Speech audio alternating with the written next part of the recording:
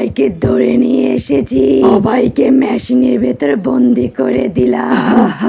Mummy কোথায় তুমি? পাপা আর লাল pick এই মেশিনের ভিতরে বন্দি হয়ে গেল কি করে? নিশ্চিত এটা নাই দুষ্টু জম্বিটার কাজ। আজকে না এই জম্বিটাকে উচিত শিক্ষা দিয়ে দিব। সবার আগে না আমার একটা ললিপপের দরকার, তাই একটা ললিপপ বানিয়ে নিলাম। তারপরে এই কত ভারী এই ললিপপটা, এটা না এখানে এই মেশিনের উপর রেখে দিব। তারপরে দেখো গাইস কি হতে থাকে।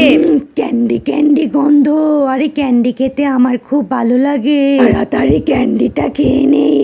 এই সামনের দিকে যা।